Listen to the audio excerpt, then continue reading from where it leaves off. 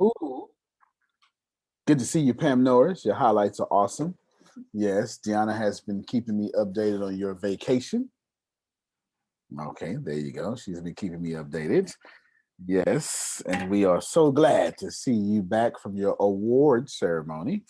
Thank you, sir. Glad to be Yes, back. yes, and the vacation you took after. So we are so Yes. great, so great for it. And Ken Johnson is here, and he just had two of his feet pulled out. You know, Oh, yes, two of his feet.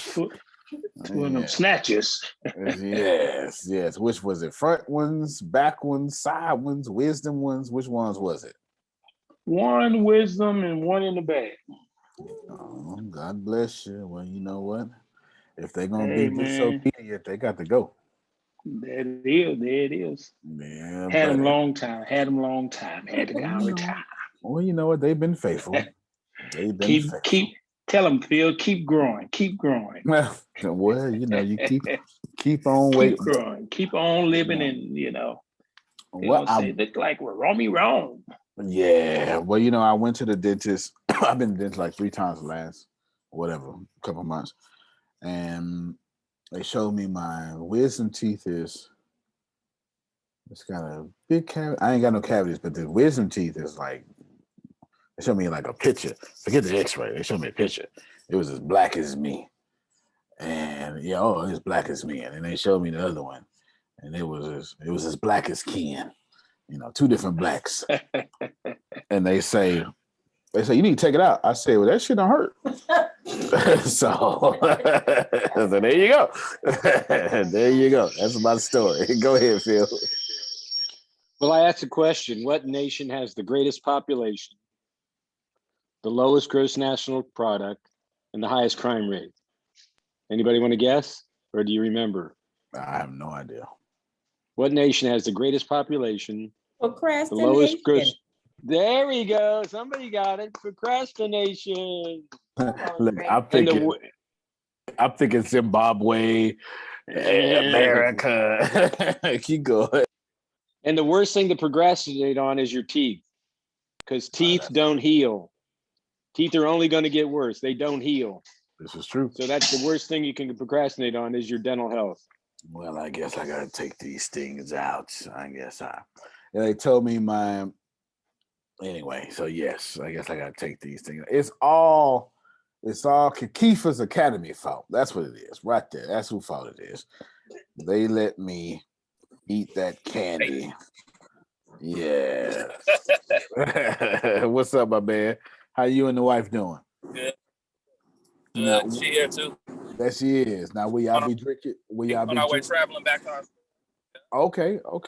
Will y'all be drinking red wine tonight, or white wine, or will you be rubbing her feet? No, we be in bed asleep. We got. There it is. That sounds Boy, I tell you, if that don't sound like a married couple, these kids that wore us down. Like, there it is. Ashia, how you doing? Because you called me earlier on some other stuff. How you doing? I'm doing great. You seem positive. Because you've been negative all day. Oh no, I wasn't negative. I was negative at one moment, not all day. Nope. First off, you ain't been negative all day. I was just joking. But you ain't been negative no one moment either. Okay. Let me tell you what y'all do. What y'all do is y'all have these little clever ways of having kind words for your negativity, not calling it. I was just asking. That's a phrase for negativity. Let me be great, sir. Okay, all right. Now you've been good most of the day, and you look good, and your hair's in a different style now. That proves you a black woman. You started off with one style. You switch to another one in a couple of hours. That is the hallmark of a black woman if I ever seen one. That really is. That really is. There you go. Good stuff. Black women could be 6 different women in one day. It ain't hard. It's not hard at all, because that is the beauty of black hair. All right. Then we got Grace. Grace, how you been doing? I've been well, Reverend. How about yourself? Oh man, you know me. I've been well now. I don't complain, and when I do complain, I correct myself when I complain publicly. Yes. Now Yeah. tell me what well means, because you church folk got them practice answers. Have you really been well? Yeah, I'm looking at you. You looking at me. Everything is well. You ain't viewing me. You I'm know what, seeing you. Grace? I was gonna argue with you. I was gonna argue with you, Grace. But what a real good answer that I was gonna Grace, I was ready. Admittedly, Grace, I was ready to chop you up. I was. I didn't know what you did. But when you said I'm still alive and you still alive, I'm doing well. Shit, I don't know what to take. I don't know what to take. Come on, Unc. I don't know what to take. So, Unc, how you doing? God been too blankety blank good to me. You understand? Yeah. If y'all don't know that story, I got an uncle. His name was Uncle Myron. He's 70. I don't know. He's in his 70s. He smoked weed every day. He looked like a Rastafarian. And I saw him outside of church. This is real talk. The church is across the street. Ken, this is real talk, kid. Church is across the street. He say, nephew. I turn around. What's up, Unc? So we had to walk to each other because it's across the street, right? We had to walk to each other. I say, Unc, man, I ain't seen it. Man, how you good? Man, how you doing? He said, man, God been too motherfucking good to me. I say, you sure right. And he said that on church ground. And I say, you sure right. Now, my uncle, he's special. That's his language. But that's a really good way to describe how good God has been. He's been good. But, Bernie Mac say, we just use that word. So, Grace, I thought I was going to cut you up. Why? But look, when you said, God's been good to me, I'm alive. God's been good to you, you alive. I'm having a good day. Don't nothing else matter. You changed the whole class. Okay. We're going to conclude with faith. We was in faith last time we met. We in faith this time we meet. Have you ever struggled? I went all book knowledge on y'all last time. Now I get to play. Have you ever struggled? Have you ever prayed and God didn't answer those prayers? Oh, help me out, somebody. At Tempest. Come on now, help me out, somebody. Have you ever been on the Lord's side, yet the side was not on yours? Watch it. Come on now. Have you ever known crucifixion was coming at you and you didn't say nothing, took it, and still got punished for being good? Anybody know what I'm talking about? Boy, I tell you, it is difficult to know what to do right and still get wrong happening. Who know what I'm talking about? You help people make a lot of money and you in overdraft right now. I need some real fun. Listen, y'all. All last class, I gave y'all the whole book. I gave y'all the 6-step formula. We get to go esoteric now. How many of you tithe every chance you get, but your money is still funny? Your change is still strange. Come on now. How many of you understand the real meaning of a fixed income? You ain't got to be old to understand a fixed income. You ain't got to be on Social Security. Your salary is a fixed income. You understand? That might be worse than the fixed. At least the folk on the fixed income can be retired and still sit back and then get they 2 less check. If you make $3,000 a month and you go work for it, and somebody retired make $3,000 a month and they ain't got to work for it, well, that makes you start putting things in perspective. Have you ever got yourself to the point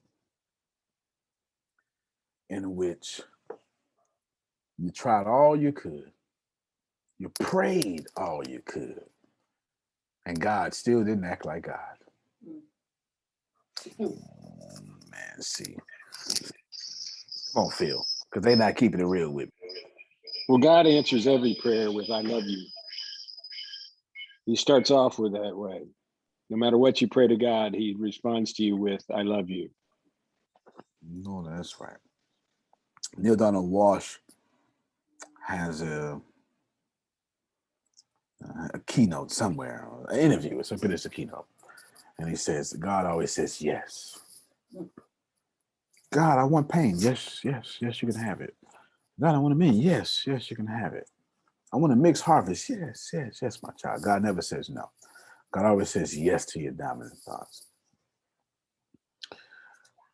But how many times, say what you just said, say what you just whispered. You go ahead, cut your, yeah, say what you just whispered. I said that's the problem. And I was just about to say, how many times have God read the wrong thoughts because they was dominant? God, that ain't what I wanted for myself. I wanted the stuff that I wrote on my mirror. Yeah. I didn't want the stuff I really feel. If I can tell you nothing else, this world, you know what? This life cycle has taught me all about faith. I don't have no notes pulled up. I don't need them. And today, cut your cameras on because we about to have a real conversation. I don't care if you smoking weed, you can smoke weed on camera.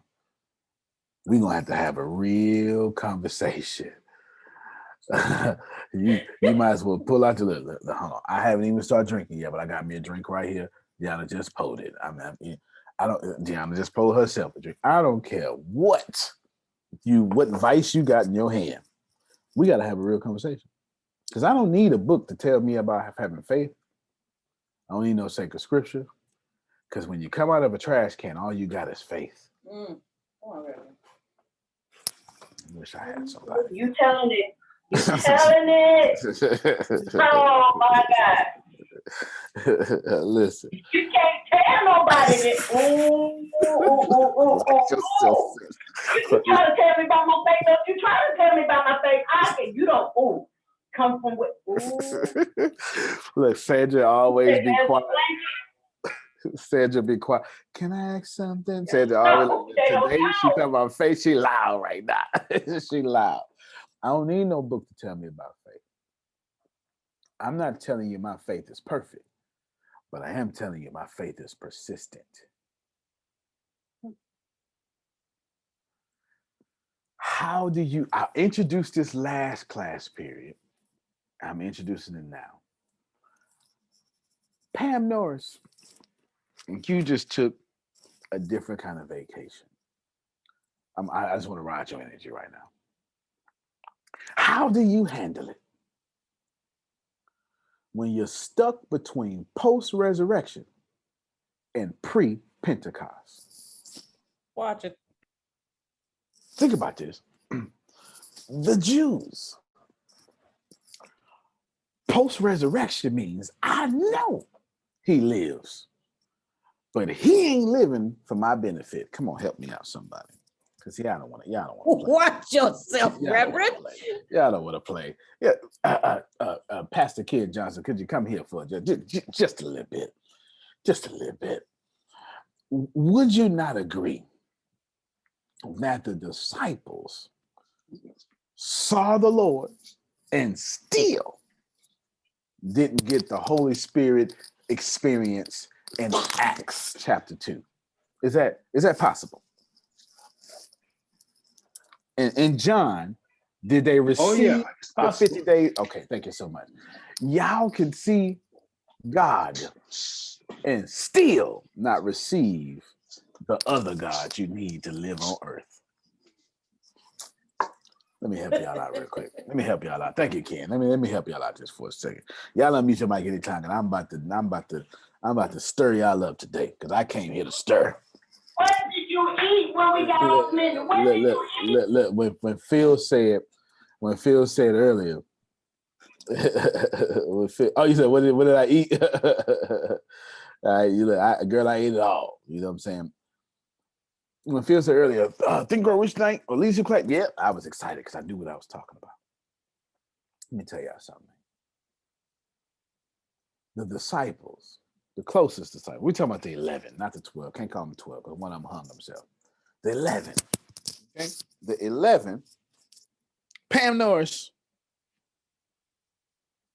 Jesus showed up and they said, I believe, but still didn't benefit. How do you handle it when you believe but don't benefit? Man, I need somebody in this place. See, they don't want to play with me, Tippins. See, everybody out here believing and acting like you benefiting because that's cool for the camera. How do you handle it when you believe in your company, but your benefit ain't showed up in your belief? Come on, Phil. Well, belief is an anticipation of things to come. You turn it into a knowing. That's the next step after belief. Absolutely. Is you know. Absolutely. 100% facts. How many of us can handle changing belief into a no? Yeah, Phil said what he said it. Because let me tell you something. Some of y'all been believing for a successful company, but ain't benefited from your belief. Now what you got to do, see, they're not going to like this, Tempest. Now what you got to do is you got to redefine what success means. God delivered me from redefining words that make me feel better. I don't. D-boom, D, holla at your boy. I'm tired of making excuses for God's actions. Reverend. See, we're going to have a class today. No, we're going to have class today. Give me an example, Reverend, please. God work in mysterious ways. Stop it. Come on now. Come on. They be spraying it like peanut butter. No, that ain't you. Oh, I tell you the truth. Look, nah, because we talking about what's some real. See, it's always the loudest church folk been through the most. Issue folk ain't never been through nothing that ain't got nothing to shout about. And I tell you, they want me to sit down. They want me to sit down. Sit up. Don't you sit down. Oh, Lord, she got the whole church up. Praise the Lord. We're having a breakout. Sit down. You over here hollering. Look, you thank you, Jesus. You tell them folk you'll sit down when you get your blessing. Sometimes you got to act like Jacob. You got to wrestle with God all night. Jacob had no reason. Let me tell you, let me give you some context. I'm not even trying to use the Torah, but I'm going to give you some context. Jacob was about to die because Esau was stronger, badder, and angry. And Esau was on the way. And Jacob had screwed Esau out of his birthright. Jacob was supposed to catch these hands. we gotta keep. I need some balanced Christians like Kid. Jacob's supposed to catch these hands. You understand what I'm saying? Jacob was 17 hours. No, 7 hours away from catching Esau's hands. Jacob say, this is a real context. Jacob say, you can't leave me. You can't leave me. Because I'm about to catch these hands. So until you bless me, this is the truth. This is the real context of that text. If you go and read it, right after that, Jacob meets Esau. If you read that Message version, that's it. Come on. I'm telling you, right after that text, this man goes and meet his brother he been estranged from. Pam, no, he supposed to catch these hands, Pam. No. We supposed to go straight New Jersey streets on our little brother for tricking me. Oh my mama. That's what Tempest just said. I wish Adrian on this call. Adrian to cut up with me right now. Adrian to cut up with me. Listen, Jacob didn't wrestle because he had faith. chase a wrestle because he's about to die. And may we all have enough faith to wrestle with God without having to die.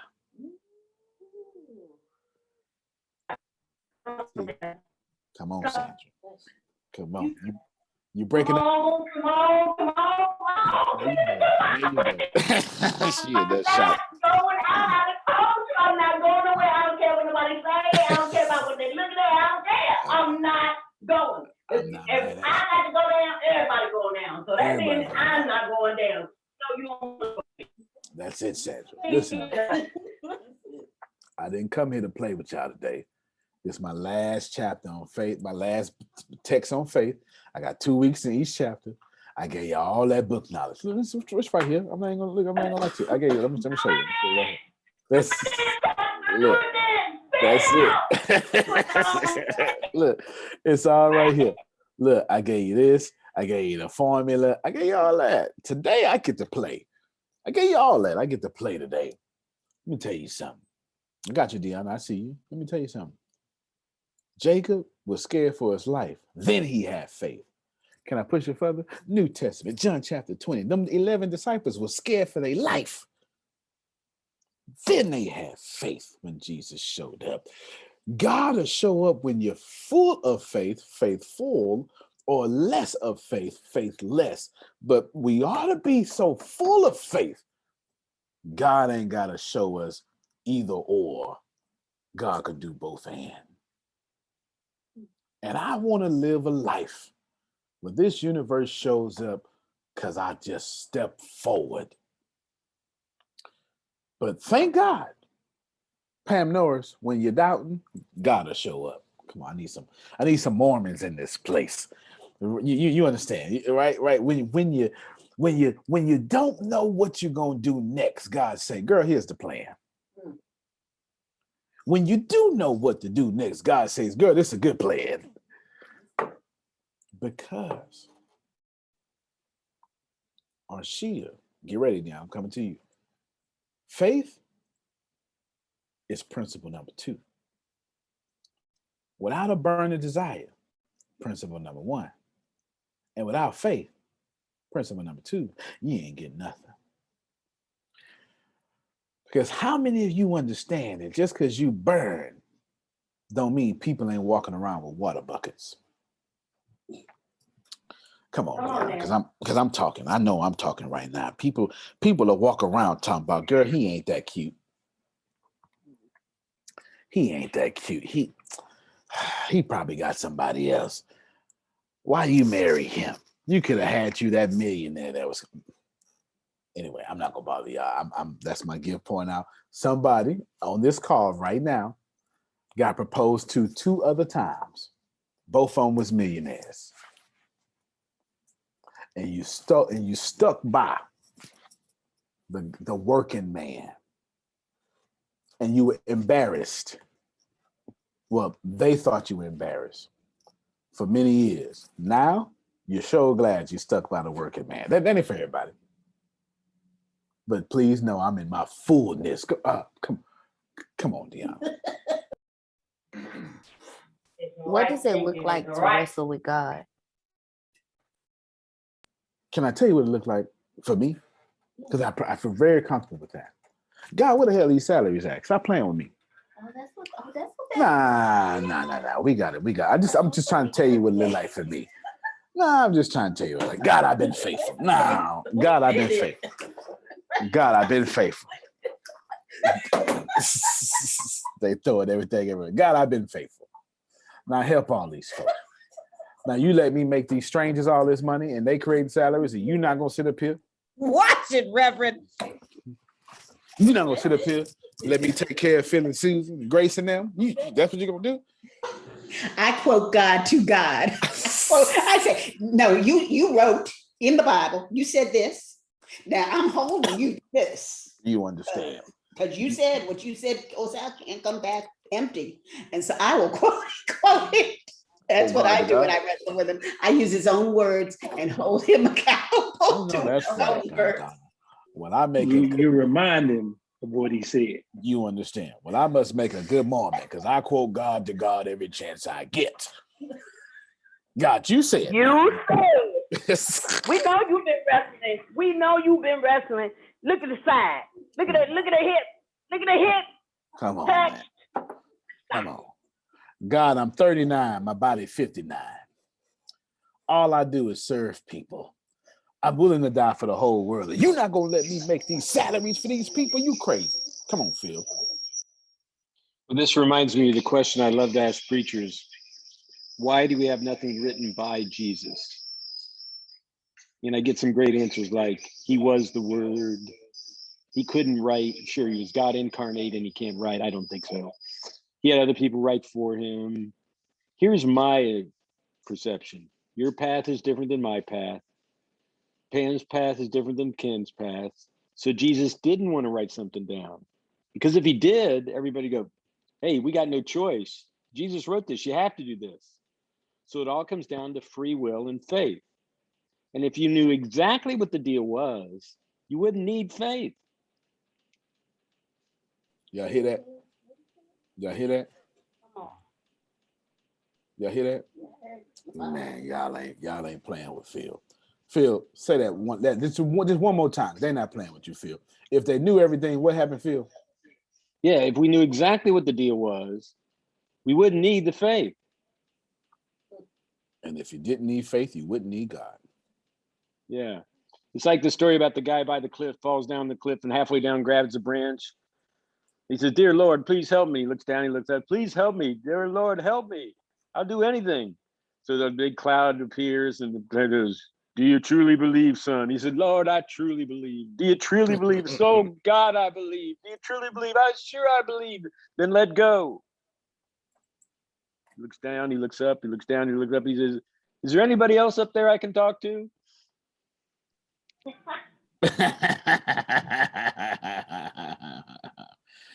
Yes. If you want to win, invite your friends to call. Let's play games. Come on. Hear me well. Do what I said. Do what I said. Hear me well. Faith ain't nothing to play with. And if you playing, you ain't got no faith. My grandmother walked around 807 38th Street, Galveston, Texas, 77550. She paid all her tithes, gave all her offering, then printed the church programs, then gave love offerings to the pastor, and then was at every service and cooked food, and on holidays, she cooked desserts, and then for extra money, she cooked pies and dinners for churches in the city. Anybody else got my grandmother? Anybody else? Okay. Got Tempest, got my grandmother. Who else got my grandmother? All right. Grace got my grandmother. And we got Arshia got my grandmother. We got the same grandmother. All of us from the same family. Now, my grandmother died poor. Not because of what she did. Nope. Had nothing to do with that. My grandmother did not die. My grandmother did not die poor because she made a mistake. Did not die poor because she didn't have faith. This is actually a positive story. My grandmother died poor because she had faith in poverty. Can I explain for a second? My grandmother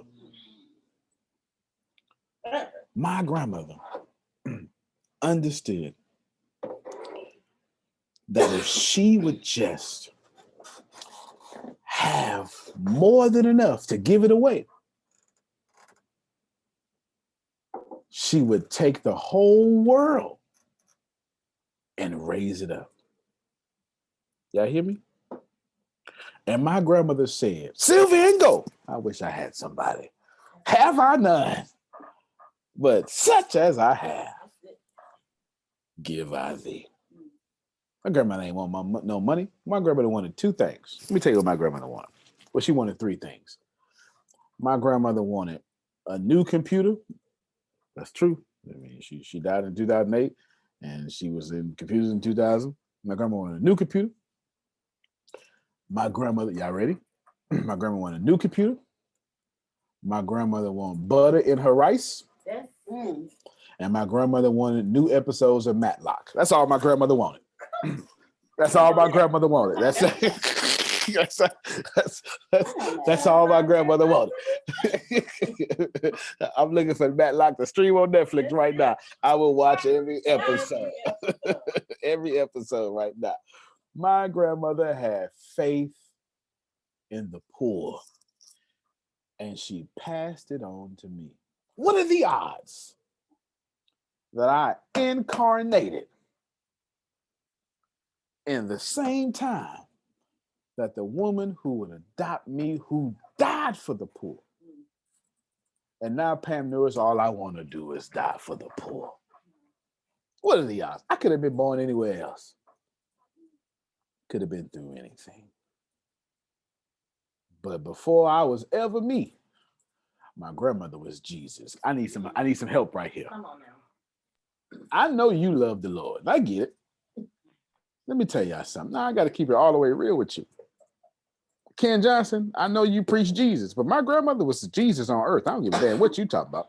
I am not trying to disrespect your religion. I'm not trying to disrespect what your sermons, but I tell you right now, when I think of Jesus, I think of Lorraine Temple Smith. Somebody not listening to me in this place.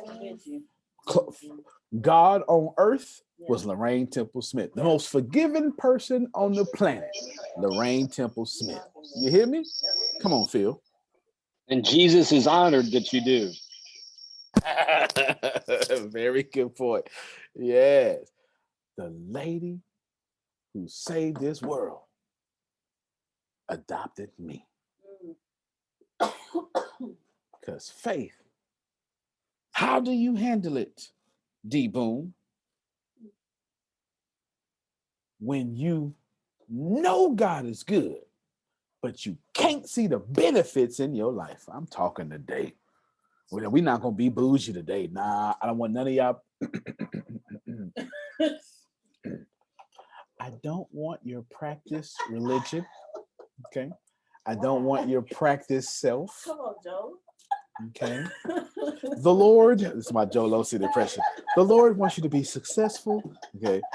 I don't want none of that practice stuff you do. I don't want none of that practice stuff. Now, because y'all practice too much. Y'all practice but never get in the game. You want to really love God? Lose everything and try him.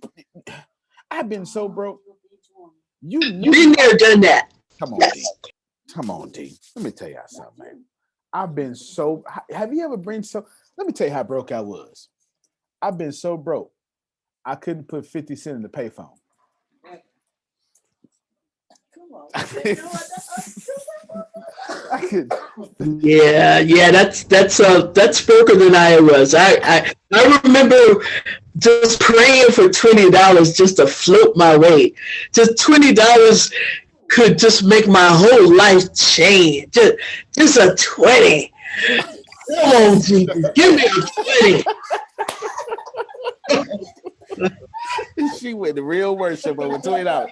Did y'all see her? That was real worship over $20. Let me tell y'all something, man. I've been so broke. Can I get 87 cents in pump number 5? And it's all pennies. Oh yeah. That's straight ashtray. That's straight ashtray gas money. I ain't got it. That's lawnmower gas money. That's it. That's all I got. Y'all listen to me, man. Faith ain't got nothing to do with all that practice stuff. Faith is when you run out of practice and all you got left is who you're not used to being.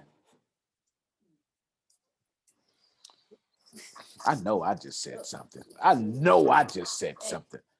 Faith is when you look at you and go, I ain't never did this before. Look. I ain't never.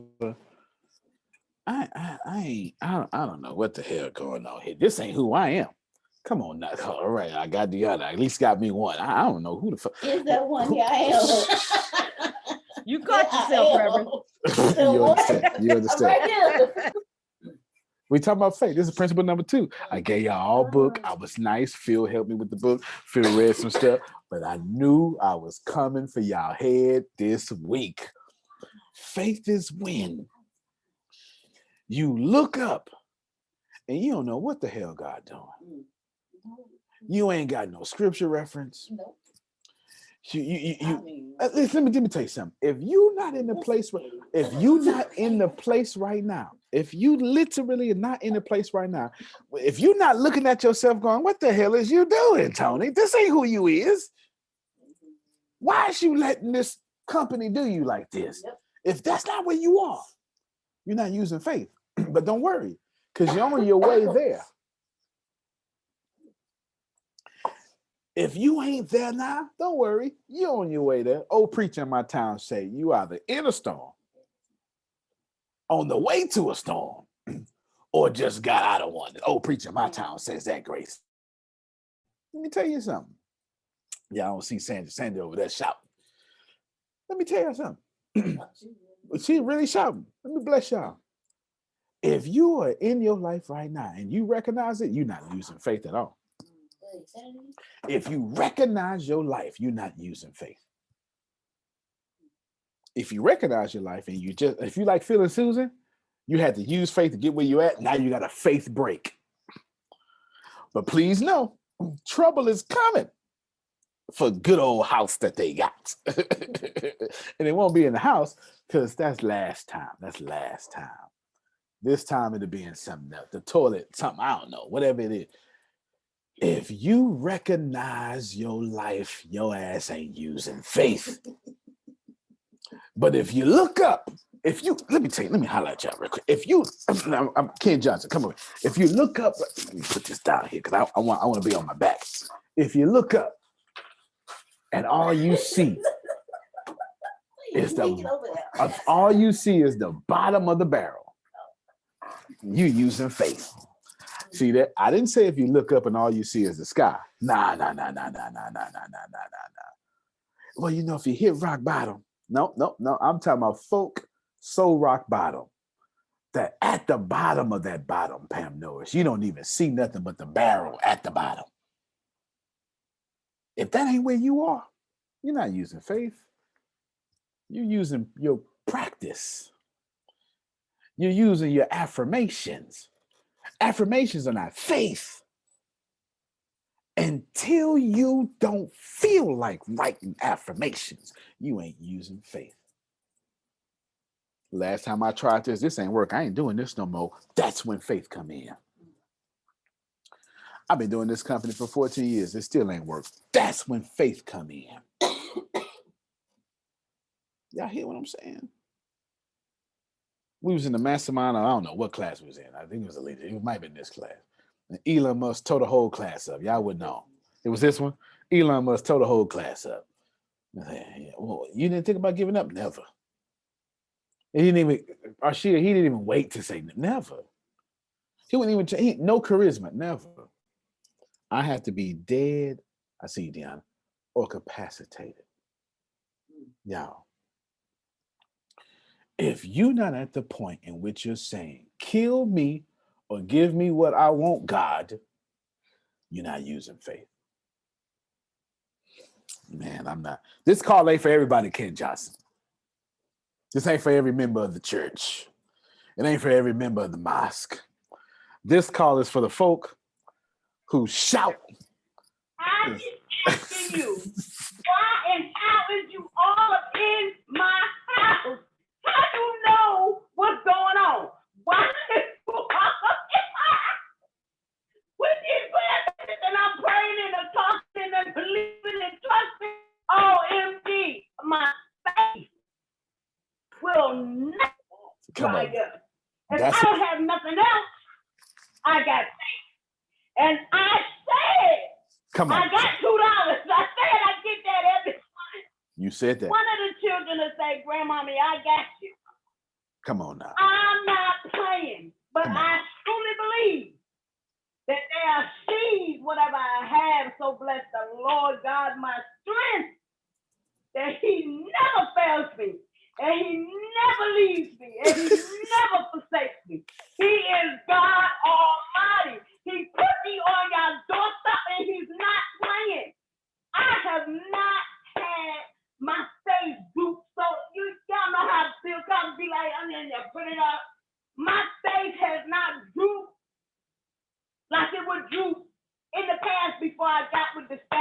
Come on playing with now. y'all. I'm not playing with y'all. Come on, Sandra. God is my son. He put me before y'all. And if y'all don't believe it, y'all don't have to. Watch what God do. Come on. Watch what he do. Watch what he do, because I know my God is real. I know he's real, and I know he loves me, and I know he put me on your doorstep. You talk about your grandmother adopted y'all, adopted you. Y'all adopted me. Let's try that off the side. Hello. What you gonna do? Jesus Christ have mercy on my soul. Yeah, she say your grandmother adopted me. You adopted me, boy. Let me tell y'all something. You don't get to a class about faith second week, Pam Norris, and quietly and professionally talk about faith. In my 2014 book, Keep Walking, don't buy it. I'll give it to you for free. Okay, don't buy it. It ain't a pitch. I'm just telling you the location of the something I said. My 2014 book, Keep Walking. I said in there early, you gotta be dumb enough to have faith, and then smart enough to use it. Y'all not fooling with me, man. Say that again. Smart enough to what? You broke up. Smart enough to use it. You gotta be dumb enough to have faith and smart enough to use it. Can I explain to you? I explained in the book. Do you mind if I explain? Because Phil, we too smart. We got access to the internet. We know what Antonio said. And as a matter of fact, it should have worked already. Who know what I'm talking about? It should have worked already. It should have worked already. Already. I should already be married with 2.5 kids. American dream. That's what the American. I should be married with 2.5 kids. The white picket fence. Should have been already. That ain't the man I wanted, but that's the man I got. Should have worked already. This is the man I wanted, but it ain't package I came in. Should have been ready already. And you got to be dumb enough to say, God, I see what you're doing. I'm sure glad you're doing it. You're not hearing me. Oh, ye universe, this is not what I saw coming. This ain't what I saw coming. Universe, I'm mad as hell. God, I'm mad. This motor scooting stuff making me mad, but I'm going to be dumb enough. I'm going to be dumb enough to trust you. Y'all, you got to be dumb enough to trust God. No, we got to. Ken Johnson, I got to be in the Bible somewhere. You got to be dumb enough. Nah, you got to say, damn, this don't make no sense. But I trust you. Oh, Grace, I almost set myself in. Watch it. Hold on. That was by accident. No. Grace, that's too close to though he slay me. Okay, don't Come do that. on. Don't do that. Okay, I got one for you, Grace. I got one for you. I got one for you. One of my favorite scriptures in all the Torah. Remember, I'm a Torah guy. Go ahead, Phil. Well, it's the faith that people had, and I've shared this before, of the Christians being eaten by the lions at the Colosseum. As they were being torn to shreds, they were praising God. Dear Lord, we love you. Thank you, Jesus. And just offered themselves up. Now, that was also God's infomercial, because there were tens of thousands of people sitting in that seat looking down at those people. So, man, what have they got that I ain't got? I mean, I wouldn't be doing that. I'd be running my butt off over that line. Don't eat my butt. But those people are praising God while they're being torn to shreds. They must know something I don't know. I better check them out. Now, quietly, I can't let anybody know I'm doing it. But I got to check that out, that Christianity stuff, because it looks interesting. Absolutely. I want to blow your mind real quick. If y'all don't mind, I want to do something. I'm a Torah guy. People think I be quoting the Bible. I'm not that much of it. If anything, I am Jewish and I am Muslim, which makes that actually does make sense. But okay, if anything, but I'm not that much of a Christian, but I love the Torah. I absolutely love the Torah. It is my favorite. Tell Monica, cut her camera on, bring her ass over here. You tell Mama, you tell Monica, cut your camera on. Come on over here. Ain't nobody playing. Cut your camera on. Cut your camera on. You go ahead, jump out the shower. hold your left-handed cigarette. Come on, let's roll with it. Let's roll with it. Come on now. Now, oh, look at Chris, my man, birthday boy. Look at you. Look at. Chris, it's his book signing. It's his book signing. Wait, he in Galveston? Yeah. He's in San Antonio. Yeah. She went to, yeah. Oh, Chris, you sexy motor scooter. You ought to. We took care of Chris on his birthday. The team took care of Chris on his birthday. Yeah, we put a little gas money in his pocket. We took care of Chris. Anywho, now there's a scripture in the Torah. I love the Torah. I got it basically memorized. There's a scripture in the Torah, y'all, that really floats my fancy. Do you mind if I float my fancy for a little bit? I'm going to pull up what you call the Message version. I hope y'all don't mind. There we go. Come on. I hope y'all don't mind. The Message version might as well be the Antonio T. Smith Jr. version. It might as well be. It say it real. I want you to focus on verse 12, but I want to read 1 through 11. Now I'm going to read 3 through 11. And I have no choice but to read 12 in King James. I apologize, but some scriptures, D-Boom, need to be read in King James. The Lord is my shepherd, not the Lord is my God. Those are two different things. Okay. Okay. I'm going to skip. 12 is the focal point, but let me explain. So I'm going to set this up. Okay. I'm going to read 3. Okay. Let me set this up. I don't know what God be doing. Nah, that wasn't for sure. I don't know what the hell God be doing. No. I'm talking as Antonio. God be tripping, Phil. I know y'all gonna correct me later. No, I know you're gonna correct me later. But God don't be doing what I need God to be doing when I need God to be doing it. I know you preachers, y'all got a good relationship with God. But I said, God, this is what I want. God ain't never listened to me a day in my life. No. I didn't say God ain't did what I needed him to do. That ain't what I said. I said, Pam Norris, I want to be a millionaire by 28. God ain't listening to that. Oh, y'all don't want to play with me? God, I want to get out this trash can. I want to get out this trash can right now. God ain't listening to me. God knows the fastest, quickest, most harmonious way to get there. And my brain typically doesn't operate in fastest, quickest, most harmonious way. So I always think God ain't on my page. I got to get on God's page. I'm not telling you I'm right. I'm just being transparent. Is anybody be transparent with me? Yeah. Like, God, what the hell you doing? Yeah. Nah, what you doing? What you? Like, for real, we ain't talking about this. What you doing? Who that? God, we ain't talking about this. We ain't talking about this. This is not what we discussed. This is not what I had a conversation with you about. So what are you doing? I need you to talk to me. We supposed to be one-on-one with this. And we ain't one-on-one with this. You keep a secret. So I'm gonna need you to talk to me. So let me read a text in the Torah. In the Torah, everything crazy. And a young 19, 18, 17-year-old king gets crowned. He's in the South. All this stuff is trash, Grace. Everything around them trash. They don't know what to do, Grace.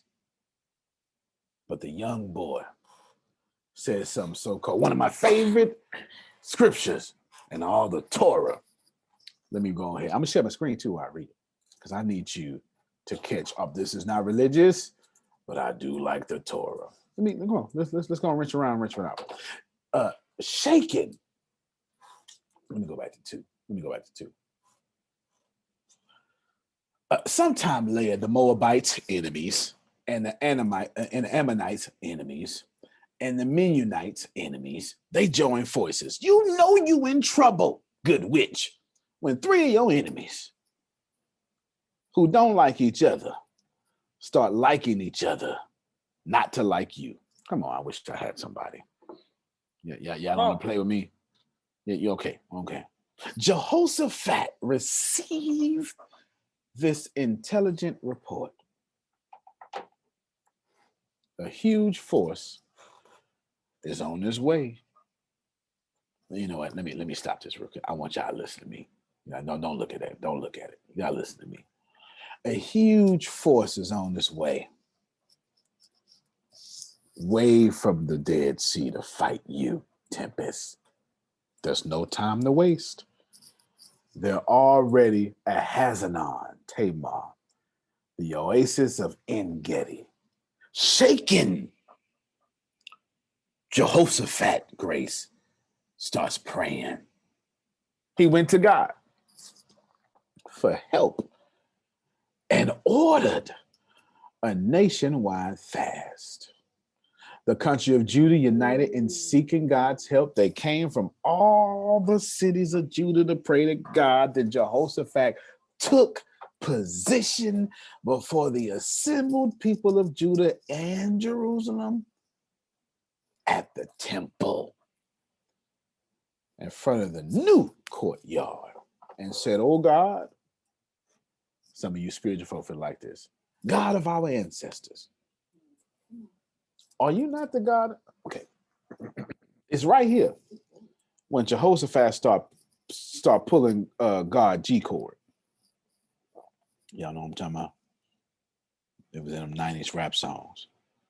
Like at some point, I got to call you out, Arshia. If you're not doing right, at some point, I got to let you know you're not doing right.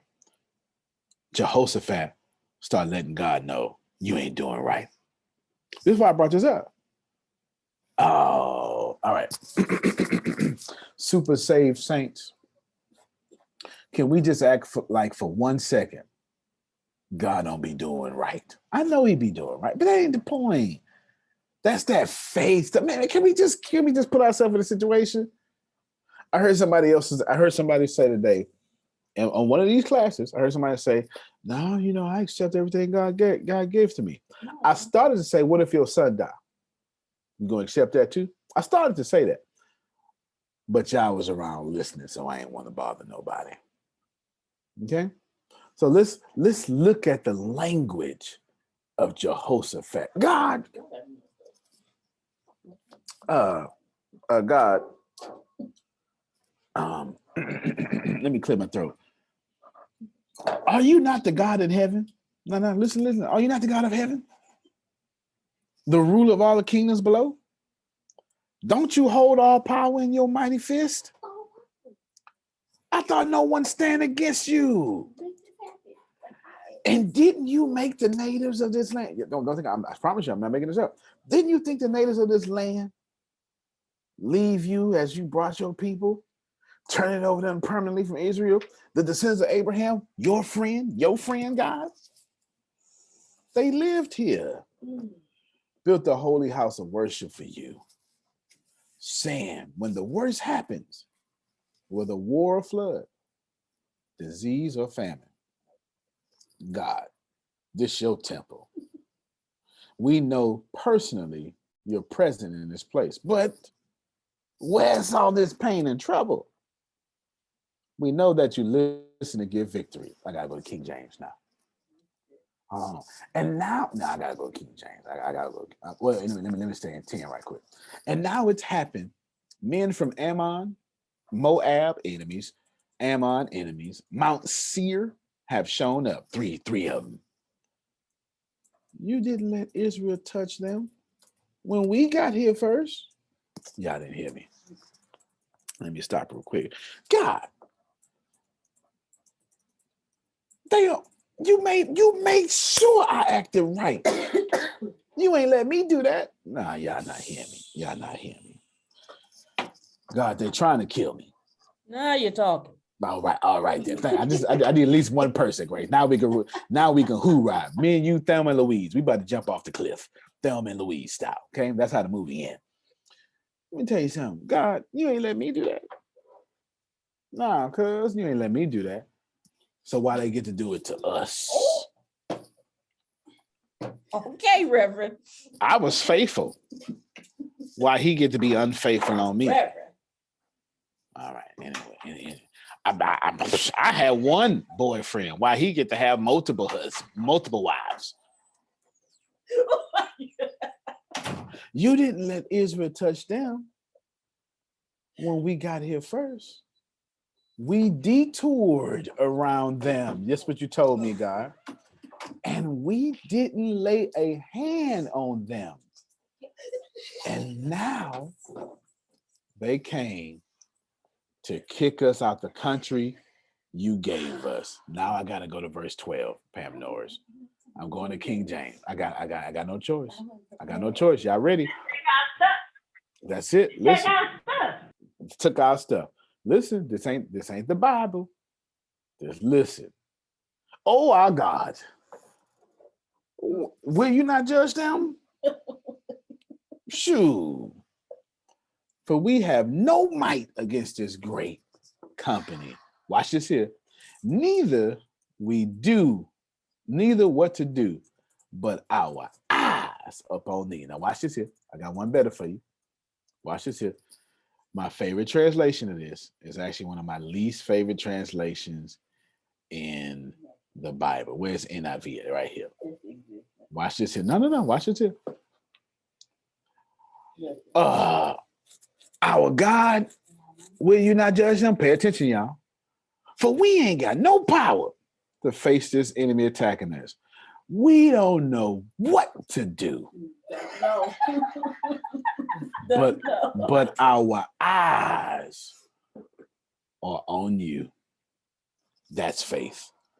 Faith is when you don't know what the hell to do, but you're looking towards the future. Y'all didn't want to play with me. Jehoshaphat is the king. Jehoshaphat, D. Boom's supposed to know what to do. Jehoshaphat say, "Shit, yeah, I don't know what to do either." Do either. Girl, you not gonna get your nails done? Man, y'all going out tonight?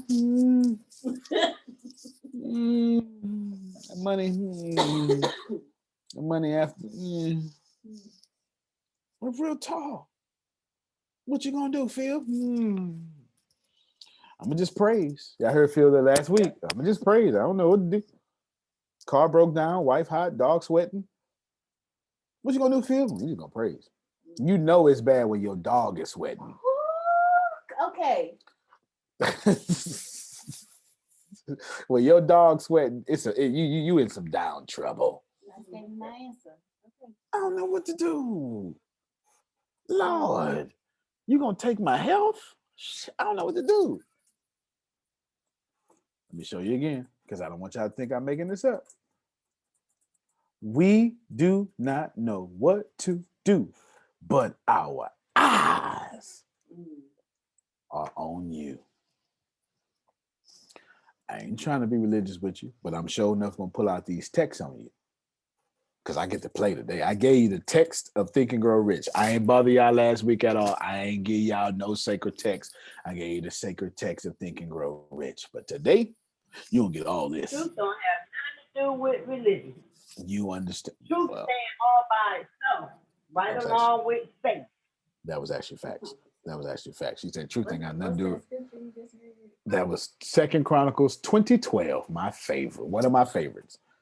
Yo, Pam Norris, if you ain't got to the point when you don't know what to do, you ain't using no faith. Y'all want to be faithful and comfortable.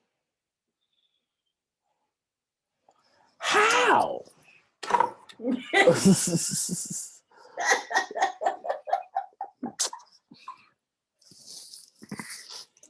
How are you supposed to be faithful and comfortable at the same time? Yeah, I just heard Phil. How is comfort got anything to do with faith? Faith, you cut it off. Okay. How are you supposed to be? Let me pick something. Ken Johnson, you's a preacher. If you don't never doubt the preaching, how are you faithful? If he a preacher ain't doubting preaching, he ain't faithful.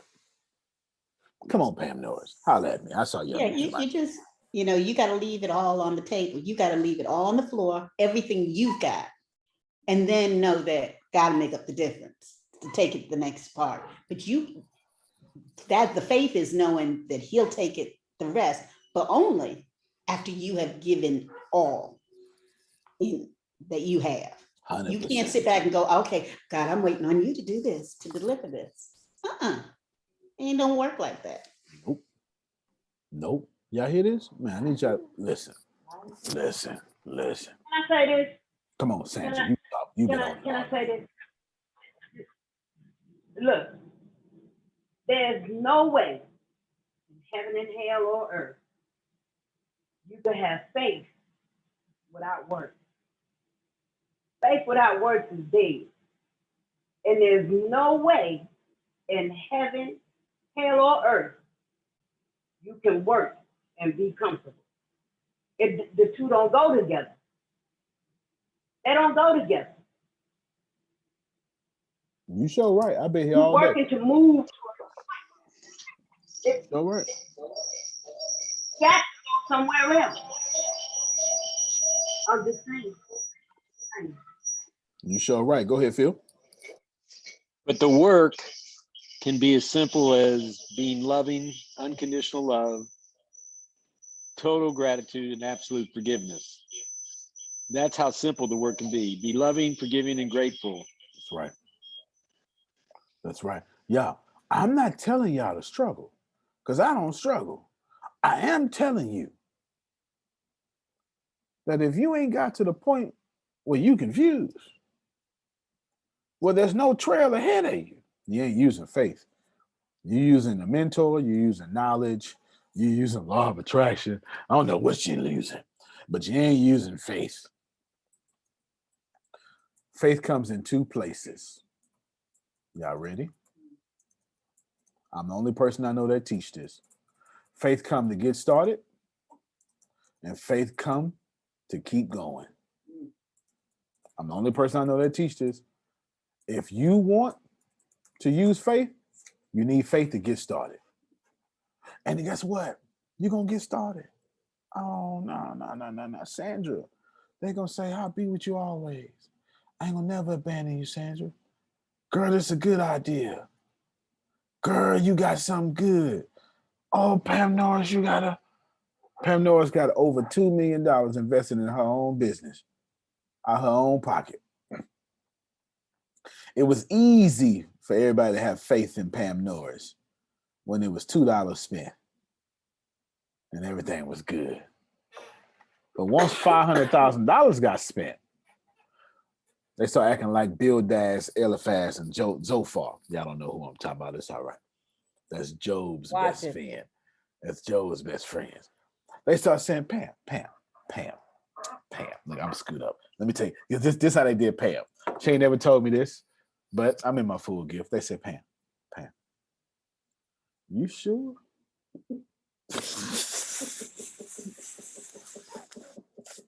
They like to hit you with a you sure real quick, don't they? You sure God told you? And look, the real messy ones, I don't know. If I was your man, I wouldn't let you put $500,000 of your own money in here. Come on, Phil, because I ain't done with this. Well, even Jesus had to exercise faith. And I used my example of my selling in the garden. Yep. Many of you have heard it, many of you hadn't, but if they're good stories, it's worth repeating. Jesus selling in the garden. Hey, Dad, how you doing? Yeah, I know I have to do this thing tomorrow, but you have a minute? This miracle stuff. We got blind people seeing. We got lame people walking. Lazarus's family, they are thrilled. Let me ask you a question. Let's say you let me hang out here for a couple more years, because a year is a day in your eyes. So I'm really asking you for a couple of days. And through your love, your truth will heal 10 people every morning, 10 people every afternoon, 20 people a day, 6 days a week, 2 years. You do the math. Think how many people you're spending your love, your light, your truth. If you just give me a couple more days. The time is now. All right. So he leaves and he finds him sleeping. So he comes back and says, Pops, I got it. The fall. I mean, everything's dying in the fall anyway. And you and I know the guys, they ain't getting it. They think this is going to be a victory of flesh, of stabbing and killing. You and I know this is a victory of spirit. This has nothing to do with the flesh. So if you give me the summer, I think I can turn them. It must be in the spring. It's going to represent a new beginning. All right. So he leaves and he finds him sleeping. So he comes back for his last shot. Pops, Monday. Nobody likes Monday. Can you just give me the weekend? I'm going to call it Good Friday. Oh, Dad, you thought of everything. Thy will be done.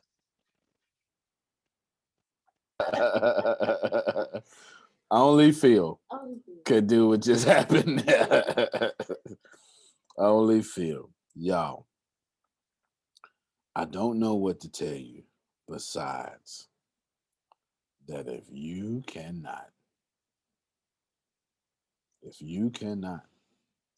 find yourself using faith when you don't want to use nothing at all, you're not using faith.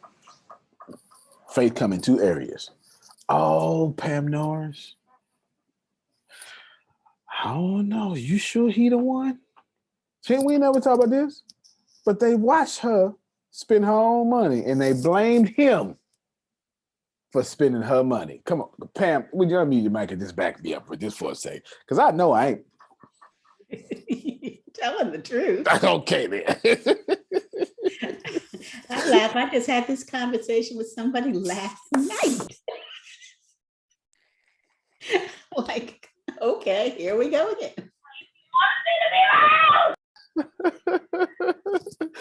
Pam Norris is saying $2 million in her own company, and they blaming her man for her faith. No, she got a multi-billion-dollar dream. And in her case, God requires multi-million dollars. That ain't got nothing to do with nobody but her and her faith, and ain't nobody to blame for her sacrifice. How you gonna blame a sacrifice on somebody else? If God say, Sheena, go in your garden, grab one of them sheep. Oh, well, nah, you don't understand. I got a man. He need to get one of his sheep. Nope. That ain't how I go. When it's time for D Boom to send up some timber, come on, Grace. I know if I got you and Timbers, if I ain't got nobody else. Watch it. We say you and Dee, y'all move your head at the same time. I know where my Baptist folk at now. I know where my men quiet folk at now. All right, now we can go ahead now. I know where y'all at now. If you ain't got timber in your own yard, you can't send it up. Yeah. Some of y'all suffering. Watch it. Because you too selfish to cut your own timber.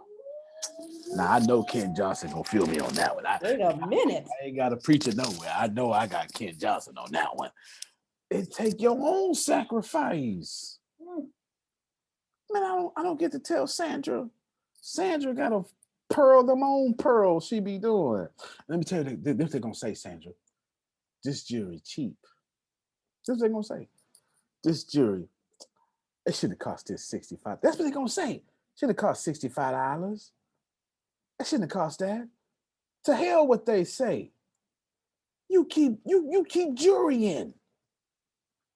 Because what's gonna happen is at the end of your jury gonna be the company of your dreams. Y'all not hearing me. You act like every master didn't start off as a student. Even Jesus started off as a student. So Kanye West was just knocking out beats at 6. Bill Clinton started off as president. Donald Trump started off as a millionaire. Actually, that's actually accurate. He did start off as a millionaire. That's a bad example. I'm sorry. Bad example. Very bad example. He actually said a couple of years ago, well, my dad just gave me $10 million. Okay, first off, we are not the same. Okay, my dad gave me his DNA. That's it. That's all I got. That's all I got. All I got was 13 chromosomes or whatever. I don't know. However you get it from, I got 13 chromosomes. I ain't getting nothing else. Like I got long feet. That's what my daddy gave me. Long feet and a brown pinky toenail. That's all my daddy gave me. That's it. That's DNA. That's it. I ain't getting no $10 million. You understand what I'm saying? I ain't getting no $10 million. If you not out here wondering what God is doing, you're not out here trying at all. The safest people in the world are taking no risk. The poorest people in the world are taking no risk. The most unhappy people in the world are taking no risk. And the most controlled people in the world are taking no risk. Oh, you're going to hear me on today. I know women. Oh, go ahead, Phil. I'm about to say something too real. George Bernard Shaw said, reasonable people adapt themselves to their environment. Unreasonable people adapt the environment to themselves. Therefore, all progress is due to unreasonable people. Or as the Eagle said, take it to the limit one more time. One more time. One more time. Ken say it's like sitting by the fire, freezing till you die. That don't make no sense. Let me tell y'all something, man. I ain't came here to play with y'all today. We're going to play with y'all tomorrow. Let me see. I ain't remember. I forget what principle 3 is. One of you smart people can tell me. I ain't even looked that far. I've been teaching this class for 6 years now. I got notes after notes after notes. Let me help y'all out. If you not struggling, you ain't got there yet. Now listen, I did not say life is a struggle. Listen to me. I'm not saying life is supposed to be a struggle, but you're supposed to accidentally struggle so you never do that shit again. I know I said something. No, I know I said something. No, I know I said something. I didn't tell you life is a struggle. Life ain't supposed to be. Antonio, should life be a struggle? No. No. Well, why I'm struggling? Because you don't understand life. I'm not telling you life is supposed to be a struggle. I'm saying we all forget who we are to get here. And we're supposed to struggle. And then we're supposed to go, ew, that was nasty. And remember, we God, and God don't struggle. I wish I had somebody right there. Right there is where I needed somebody. We're all supposed to remember. That's it. You God, you supposed to walk like God. Come on, y'all. Be ye who I am. Come on now. Come on. Let me tell you about me for a second. I ain't bothered. You right, Sandra? Let me tell you about me. Let me tell you about me for a second. I've been talking about me all day. Grace, remember all the earlier classes all about me? I ain't bothering nobody. I talked about me the whole day. I cut me up, Ken. I cut me up the whole early Thursday. I'm about to cut me up right now. I had a good hero, Mr. Merritt. Oh, he was a hero. I made him famous by this point right now. Mr. Merritt saved my whole life. Now listen to me real quick. Mr. Merritt saved my life so much, all my faith was in Mr. Merritt. I heard you. And then I graduated and I ain't had no faith in me. Mr. Merritt didn't go with me to the Army. I did.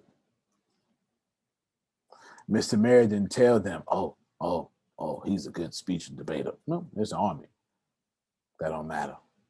Mr. Merritt didn't tell them, oh, listen. He'll be faithful. Nope. Didn't matter. Because all my faith was in merit, not in my merit.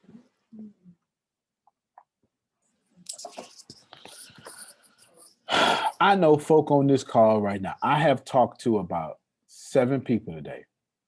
I talked to way more people today, but I talked to 7 people today.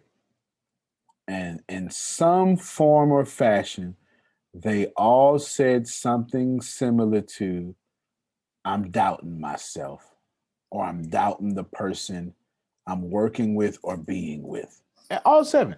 I didn't say a single word. All I said, I swear to God to you, I got 2 of them over here then, apparently. Okay, apparently it's 2 of them in this room. I ain't bothered nobody. I haven't, there ain't no one, it's 1, 2, 3, 4, 5. 5 of y'all are on this call. 5 of y'all on this call. Look at little Arshia telling her on herself, right? Listen, so that's 3. We got 3 of them. There's 2 more out there. Don't say that. Don't say that. Just look. Don't look left. Don't look right. Just keep quiet. Don't look left. Don't look right. It's 2 more of you out there though. Just don't say nothing. Just keep your neck straight. Keep your neck straight. Don't say nothing. Now listen. I talked to 5 of y'all, 5 out of 7 people on this call. And 5 out of 7 people said, I doubt myself, or I doubt who I work with, or who I sleep with. Help me, somebody. 5 out of 7 is on this call. Can I bless you real quick? Yes. All those people are right where they supposed to be, and they doing just fine. See, y'all didn't want to hear that. See, don't nobody. I don't know why people don't want to hear you're doing just fine. I literally said that on the earlier call today and made somebody cut off their camera and cry. No, I did it real slow. I said, you are fine. And they cut their camera and their mic off and they cried. I'm not joking. That literally happened. Grace, did that happen? It did. Why would you tell people they just fine, they in the right spot, they're going to be okay? Do they lose their damn mind? Because you identify with the struggle. So let me talk about me real quick. I haven't cut myself off. Mr. Mary didn't roll with me, Pam Norris. And what happened was, I got out the trash can taking care of myself, and then my grandmother took care of me for 3 years. I got used to it. I wish I had somebody. Okay, I got Grace, I got Tiffany, and I got Deanna. I don't know who the rest is. I know I got these 3. I know. I was on my own for 15. Listen to you can have a whole habit for 15 years. Let somebody take care of you for 2 months. See how you don't get used to it. Yeah. Man, my grandmother took care of me for 13 days. I was like, shit, I can do this. This all right. This is all right. This is toilet paper? What is this? Nah, yeah. I don't know why y'all think toilet paper is where homeless people be at. I don't know why y'all. As soon as there's 2 things that I see every day that I worship God for, and people won't ever get it. A public water fountain and toilet paper. I swear to God to you, these are 2. I can't make this up if I try.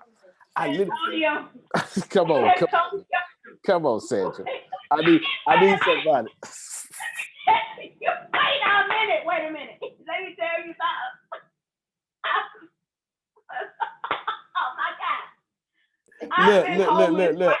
Look. I still drink out of public water fountains today, just out of act of worship. Keep on. Come on. I had to move from one of my children's house to the other, from the other to the other, right? Because we working on stuff. When I tell you, they was like, Mommy, Grandma, let me get your bag. I'm putting it over here. They're like, you got toilet paper. Why did you keep toilet paper in your bag? I still keep a roll of toilet paper from being homeless. I remember the struggle. Come on. I'm not gonna be without it. I'm not gonna be without it. I understand that. Yeah. If I don't tell y'all nothing else, public water fountain let me buy 4 bags of chips and then soak my stomach up with as much water as possible. So I wouldn't have to eat no more that day, because all I could eat, because back when I was homeless, 4 bags of chips cost $1. $1.08 in Texas. That's real talk. That's real talk. Ken Johnson, this is way too accurate to make up, bro. I'm not even lying to you. Public water fountain toilet. When my grandmother adopted me and I had an unlimited supply of toilet paper, shit, I don't even know what to tell y'all. Nah. Why y'all think I was out here using toilet paper and homeless? I just had to go to the dentist and get all that homelessness off my teeth. Why y'all think I had toilet paper? No, come on, we gotta keep it real. Just because I'm fine, and I know I'm fine. Thank you so much. Thank you for your compliments. Thank you so much. Don't mean I wasn't real deal homeless though. Y'all be like, I was homeless. I was sleeping in my car. Not me. If you ain't never put petroleum jelly on your whole body, so the mosquito needle can't get through that petroleum jelly, you don't understand what I'm talking about. Nah, you don't understand what I'm talking. If you didn't walk around with a hot ass jar of petroleum jelly in Texas and put it over every surface of your body, so mosquitoes couldn't bite through that petroleum jelly, you don't know what I'm talking about. If you ain't never tucked in newspaper in your clothes, because newspaper is the greatest insulation on the streets and it's free, you don't know what I'm talking about. If you ain't every morning picked up your shirt and did this to your teeth and then picked another spot of your shirt and scratched your tongue with your shirt and then did it for a week and scratched and circled all around the back of your shirt, you don't know what I'm talking about.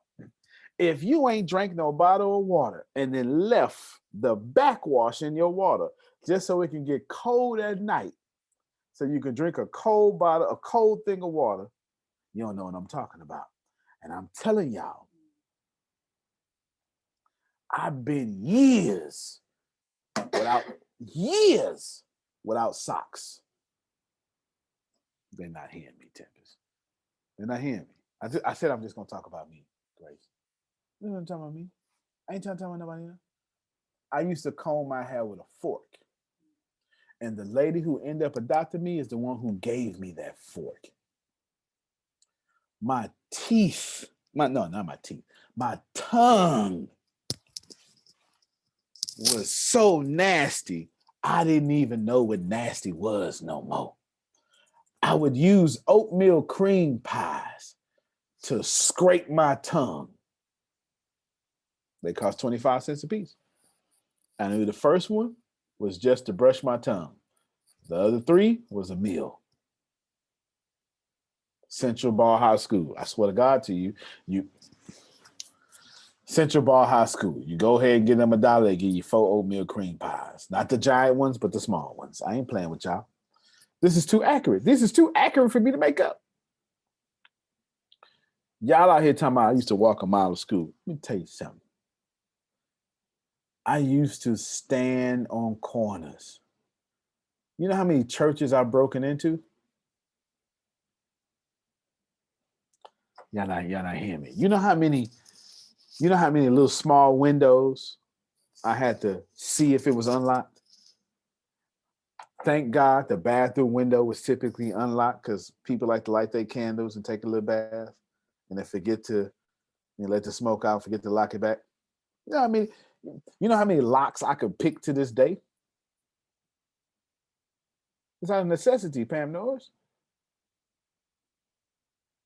And I had to have enough faith to wake up in the morning. When you need faith to wake up in the morning, you can't tell me I don't need no damn book, Ken Johnson, about no faith. I don't need no book about no faith. I couldn't see 20 minutes down the road. In that same 2014 book, I got a whole chapter talk about 10 minutes at a time. Because Pam Norris, I wanted to kill myself every day. Every single day I wanted to kill myself. And all I did was live my life. I ought to pull that, let me pull that shit up right now. No, I'm finna pull it up right now because y'all need to, I'm sure I got it on this laptop somewhere. It's my favorite. Oh my God, Antonio, this book is so good. Let me tell you my favorite. My favorite book was the first book I ever wrote. Not because it's the first book. It's the only book ever in which I told my story. Yeah.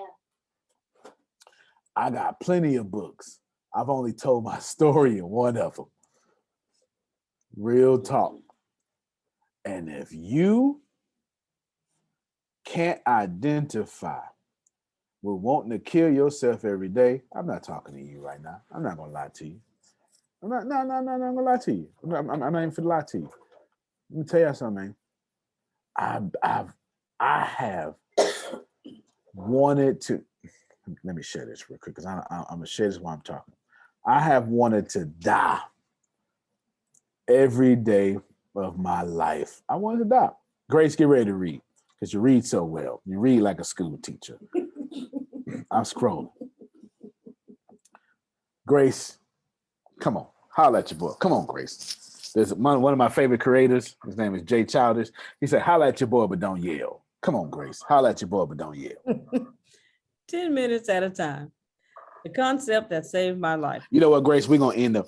All we're gonna do is read this here, and I'm gonna conclude this here because I can't. After we do this here, I can't talk about nothing else. Come on, holla at me. Now you know a fraction of my story. However, this book isn't about me. It is about you seeing yourself through the lens of me. Can you see yourself? Talk to him, Grace. Have you figured your way out of a few troubled areas in your life yet? Rain is irritating but necessary. After all, there are some things you can only learn in the storm, and just about all things need water to grow. Talk, Grace. Great one-liners aside, it is virtually impossible to keep playing the game of life when you desperately want to quit. So I have written this chapter to complement chapter 6. Okay, let's go see what chapter 6 was. Chapter 6 was I Got Hungry. Okay, I remember that chapter. All right, start right here, Grace. This is the next idea I invented for myself before it was ever a chapter in a book. In fact, if you are plowing through this book and you are saying to yourself, this book sucked, then you will be happy to know this is the chapter that will make you forget you spent your hard-earned money for another book that wasn't worth the effort. In my personal opinion, this is the best chapter in this book because this chapter absolutely saved my life. I would have never been able to stick to the concepts in this book, not a single one, if it were not for this concept. Regardless if you are a leader, pastor, or secretary, this chapter is for you. The content in this chapter, as far as I am concerned, get ready to read, Tempest. You're finna read the next page. Go ahead, Grace. Is the best thing I have ever generated, besides my 3 children, of course. I don't know what made me think of this one day, but I did, and I am forever grateful. If you are going to keep walking and make something of yourself in this world, the 6th thing you will need to do is live your life 10 minutes at a time. Have you ever run across one of your friends at 6 p.m.? When you asked them how they were doing, they indignantly replied, I'm having a bad day. Has this ever happened to you? You then proceed to ask them what happened, and they begin. Okay, stop right there. Tempest, pick up. We're just right here. To tell you a long, drawn-out story about how earlier that morning, so-and-so called and said how badly such and such was talking about them. Here is the ridiculous part. All of this happened at 9 a.m. My God. Did you miss it? No, you didn't miss it. You can see it just like I can. Not only are there bigger things to be upset about, but also this entire incident happened 7 hours prior, and they are still having a bad day. How heartbreaking. They have literally put their happiness on hold by carrying something that should have dropped hours ago. As a consequence, when you see them at 6 p.m., they are having a bad day. Let's do some math here. The conversation that ruined their mood lasted approximately 90 seconds. But somehow your friend has managed to stretch 90 seconds over a 7-hour period. Hold on, stop right there real quick. Look, this is how y'all know I was right in the spirit, because that ain't 7 hours. It's not 7 hours. It's actually more than 7 hours. But I just wrote it anyway. Keep going, Tempest. Sure, this illustration sounds childish, but this type of behavior happens every day. There is not a day that goes by where someone is not holding on to something longer than what they were meant to. All day long, for 24 hours, we allow a 5-minute problem to affect us. Ooh. And to make matters worse, we allow the negative expectations of other people We allow the negative expectations other people have cast on us during our childhood years to reign supreme during our adult years. Well, I now present to you the concept of living 10-minute days. Living more lives than anyone else.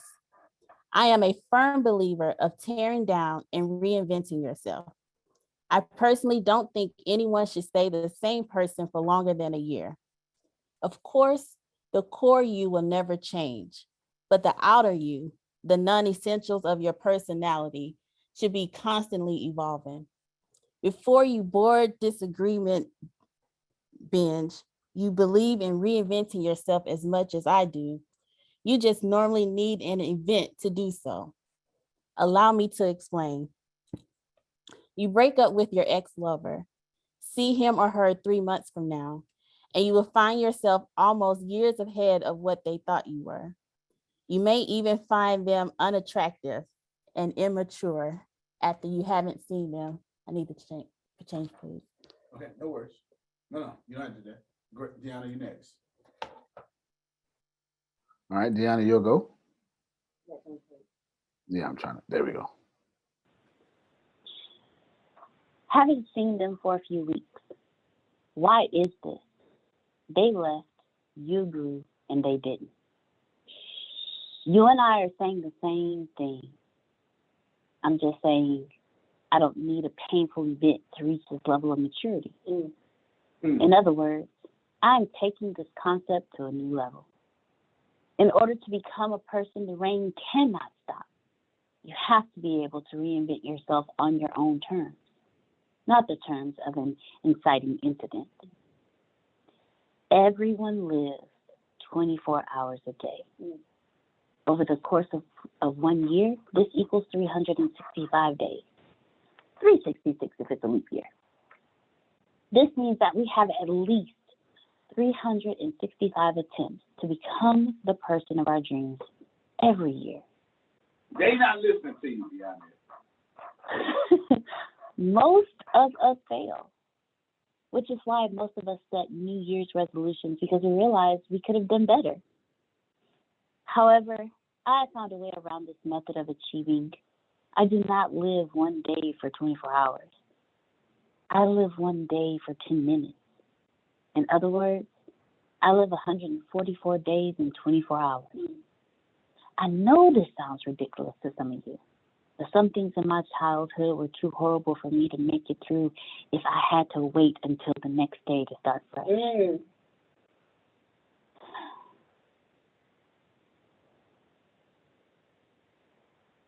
Use that empathy.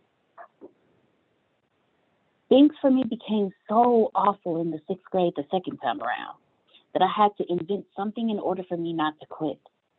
So I invented the 10-minute day, and it saved my life. Do not plow through this chapter.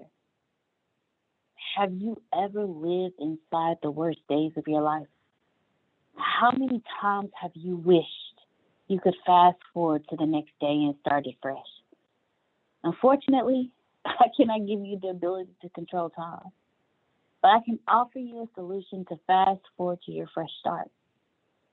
If you can grab the concept of living 10 minutes a day, you can have 144 days to get out of depression instead of 1. So keep walking to your happiness. Here is how you take this chapter from concept to application. First, stay alive long enough to get to your next 10 minutes.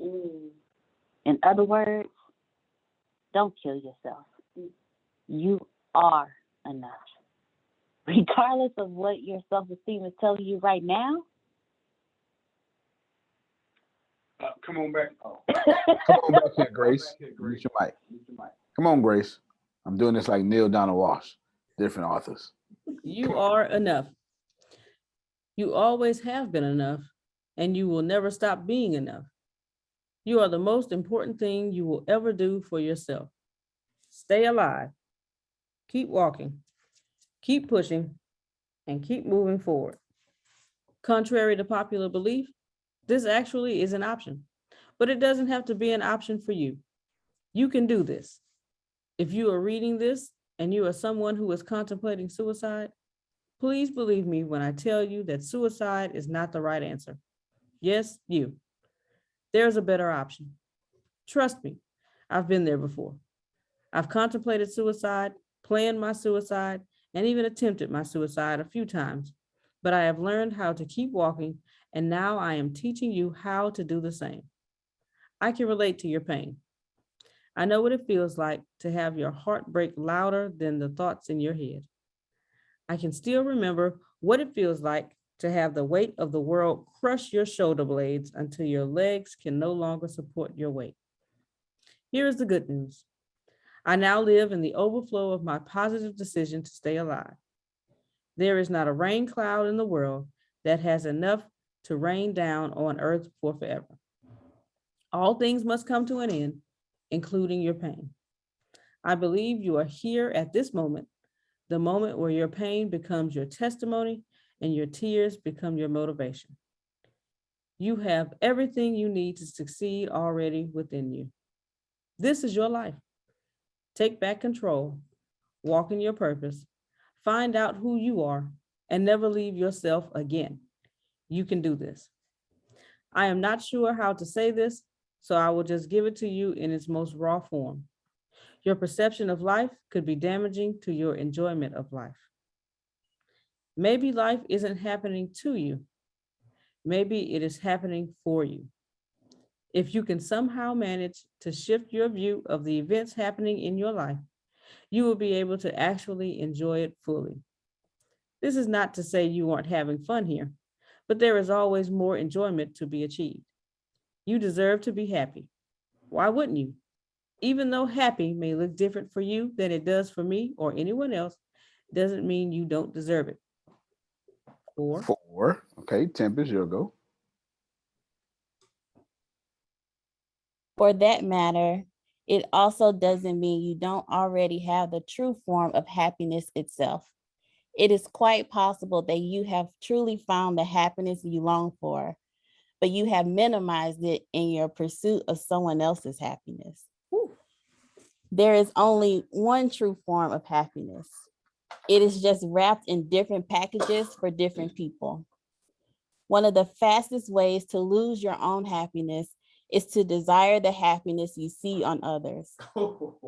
It is only this world that places levels upon happiness. However, happiness doesn't have different levels.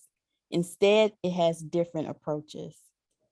One person's approach to happiness may have been traveled through fame, money, power, church, or any other vehicle we hold in high regard. However, the approach traveled does not change the happiness achieved. To say that someone has more happiness because they have more fame, power, or money is to say those without these things have less happiness. I know secretaries and assistants who volunteer or make average wages that have more happiness than their powerful, monetarily endowed bosses. There are many ways to get to happiness, but those ways don't make one's happiness more sacred than others. Happiness is not something that can be monetized. Its benefits are innumerable, and it loves all people. Happiness has never segregated itself from those who did not come from the privileged life, nor has happiness ever mocked the construction worker feeding his family with his gift of hard labor. Happiness has never compared itself to itself. It has never boasted about its job, nor has it ever complained about the one-bedroom house in which it has been raised. Your happiness may not look like others, but your happiness will always be as powerful as theirs. Happiness has not rejected you. It is quite possible that you have rejected it because it didn't look the way you wanted. That is not happiness' fault. That fault belongs only to you. The breakdown. If you became uncomfortable here, then I am talking directly to you. Don't quit on life. I got it from here. You can do this. You don't have to see the end of the tunnel. You just have to see the end of 10 minutes. You can at least see the next 10 minutes. When you arrive at the next 10, you should pause for a moment and review the last 10 minutes of it. Ask yourself a question about yesterday. Remember, yesterday was just 10 minutes ago. Here are a few questions you should ask yourself. Could I have done anything better with my life yesterday? Did I use all of yesterday to make my life awesome today? Am I any better today than I was yesterday? Did I hurt someone? Did I allow something I couldn't control to dominate my mood and my actions? Did I even try to feel better about myself and move forward with my life? If you adopt this method, you can ask yourself these questions 144 times a day versus just once. Imagine what you can do with this new type of power. Over the course of 1 year, you would have lived 52,560 times. How much better a person could you be if you lived 52,560 times a year instead of 365? Imagine the possibilities. Nothing would be able to stop you for too long. Even if you took 87 days to get over a problem that is plaguing you, you will still have 57 days left to make yourself the person you dreamed of being. Imagine, with 10-minute days, there would be nothing ever to be enough bad things that can happen to you. As long as your motives are correct, you would achieve whatever good you think of, regardless of your storms, and you live today. Today, you have 144 days to get your problems, to get over your problems and stop making excuses. You can do anything. And if you don't believe in yourself today, in 10 minutes, you have a brand new day to work on believing in yourself. If you were to fail, you will be awarded with another 10 minutes and review and improve. You could be 144 times more self-aware than any person around you. This is exactly how I got over the embarrassment of repeating the 6th grade. This is exactly how it did not become another American statistic. This is exactly what I did for me. So what can this do for you? For those of you who like to take advantage of systems in a negative way, I've created this fail-safe to guard against such a thing. Sorry, but as I was inventing this method, I was not looking for an excuse to make myself feel better. I was looking for an excuse to make myself become better. I didn't want to be a 6th grader dropout anymore. I wanted to be a businessman. I declared I would be in kindergarten. So here is what I decided. These 10-minute days shouldn't only be used to get over the bad things that happened to me, but they should also make me forget all the good things I did for people as well. If I live 144 days and only work on myself, how is this making the world better? How is my self-improvement leading to this world? It wasn't, and I didn't like that. Self-improvement only benefits the world if I care enough to share it with the world. And so I decided that if I can work on removing the bad from myself, then surely I could work on spreading the good I discovered with myself, with this world. Therefore, I give an organization $1 million 10 minutes from now. It is as if that deed did never happen. Why? It's simple. For me, it's a brand new day. And now I have 143 more days to do something good. And every 10 minutes, all the good I have done will be completely wiped away. Thus, I must do something else to replace it. When the 10 minutes days, I can never do too much bad. I can never have too much bad happen to me. I can never do too much good for this world. Welcome to 10-minute days. This concept saved my life, and I hope it will save yours.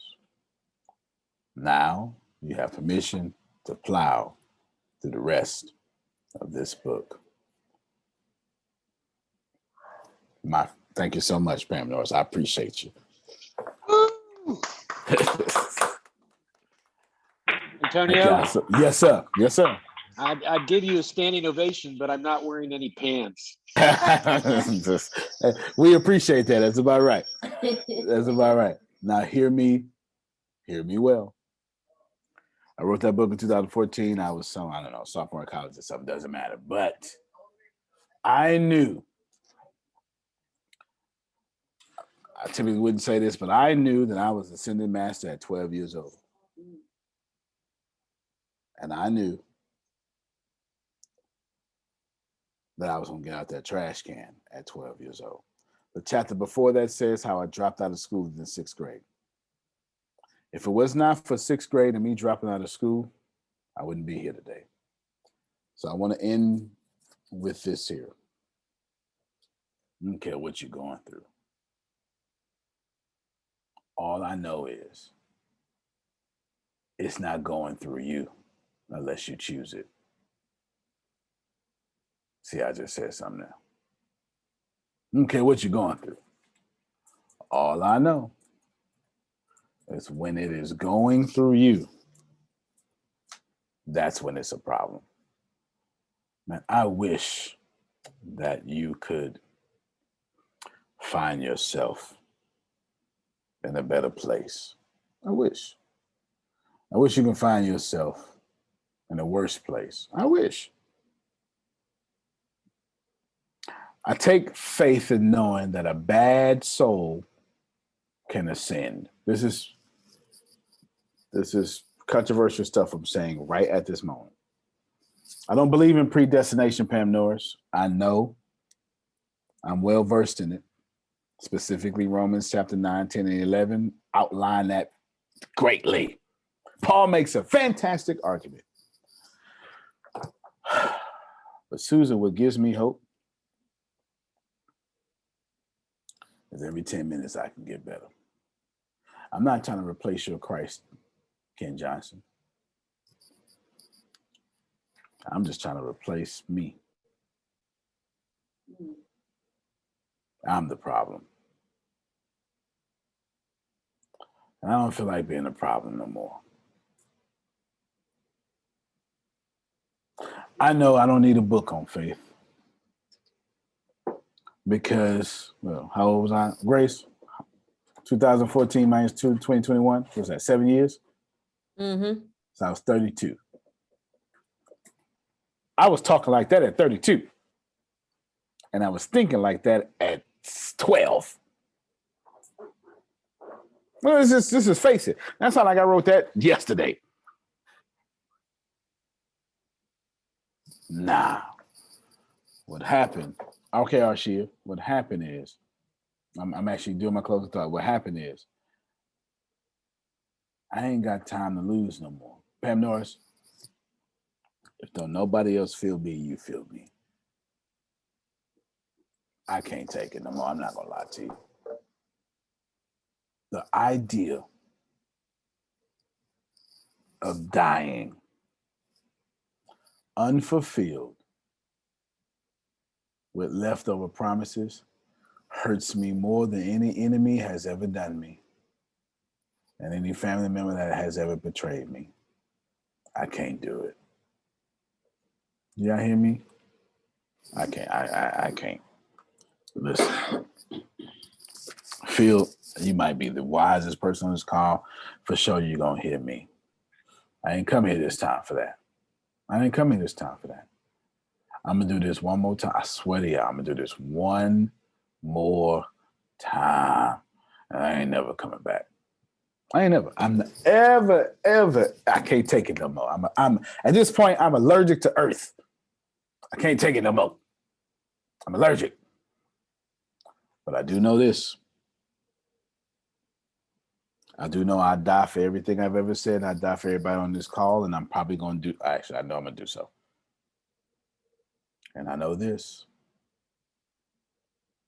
I know I ain't came here to lose no more. Neither did I come to win. I came to be a friend.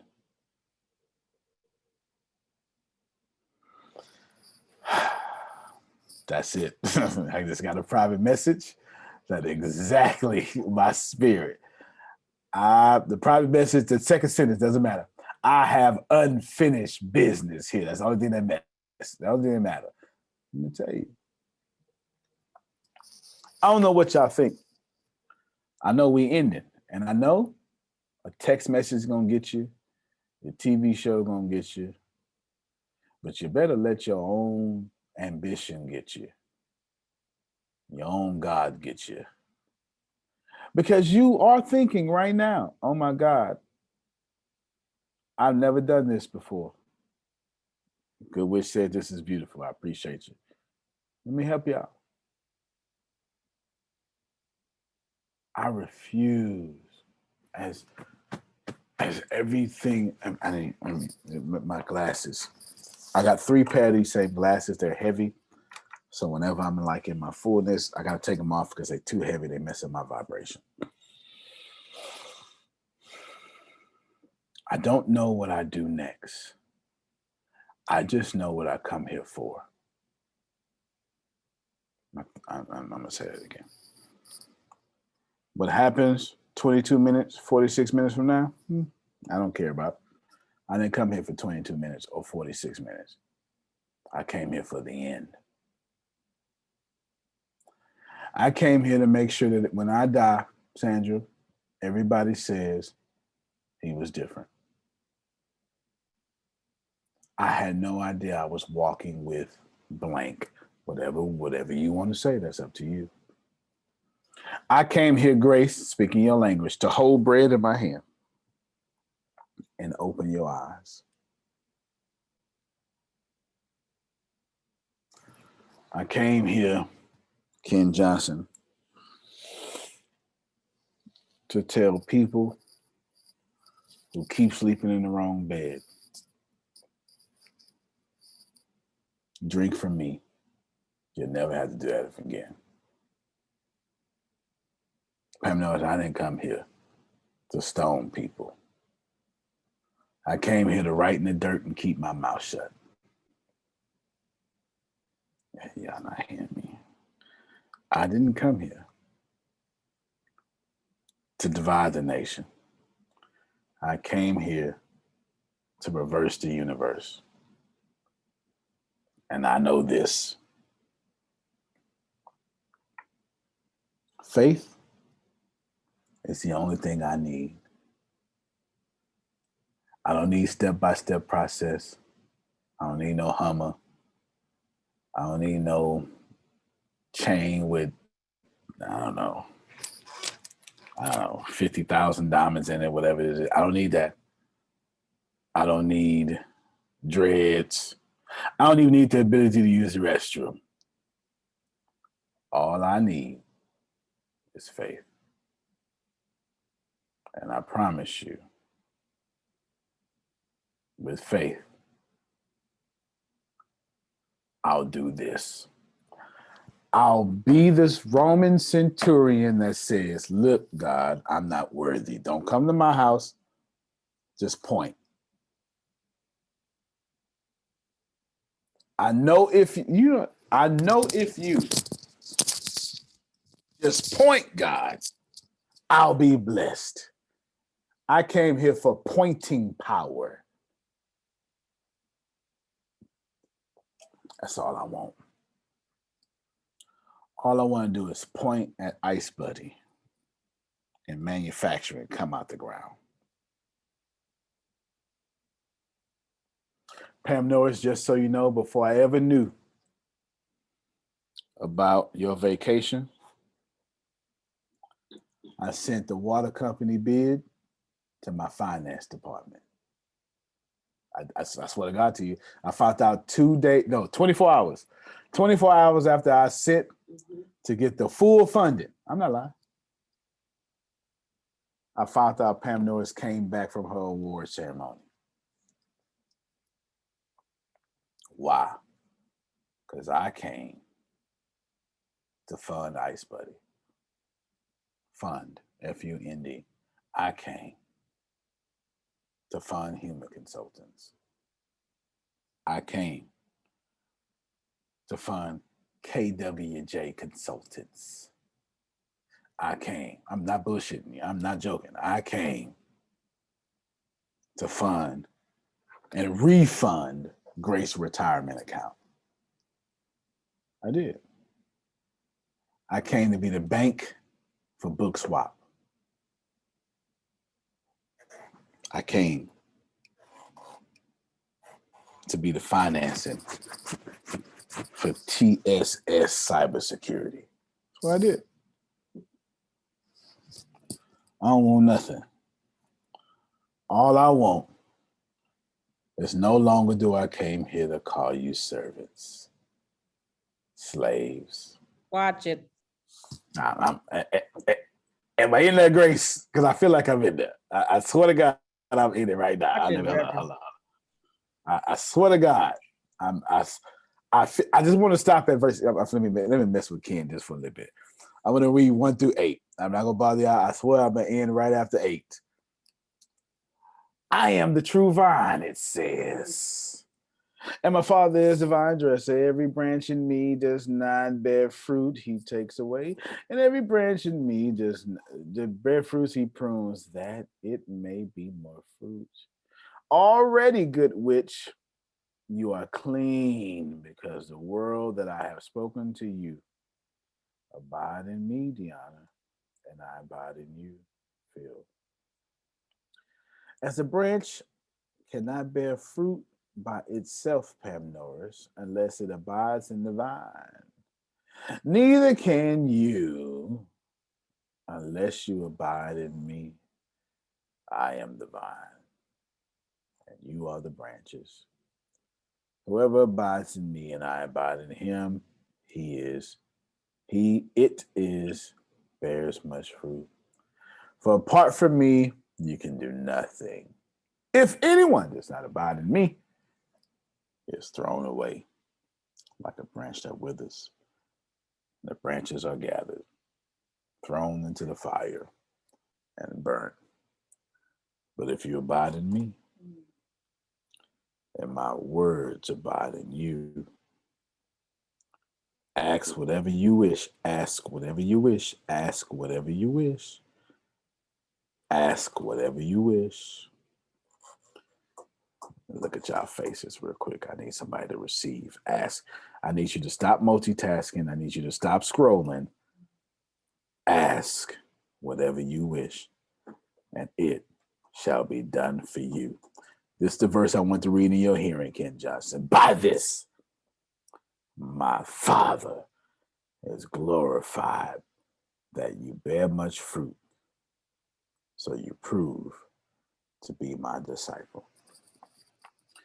My job, Pam Norris, is to get everything this universe got, so I can show you I'm one of the greatest disciples to ever live, and then give it all away, so I can show you I match the heart of one of the greatest disciples to have ever lived. Anything less than that is not Antonio Theodore Smith Jr., born July 20th, 1981. The only thing I can do is do it for you. Faith is being crazy enough to gain the whole world and keep your soul and give it away. Antonio T. Smith Jr., you can plant better. You can dominate. Thank you so much, everybody. We will see you next time.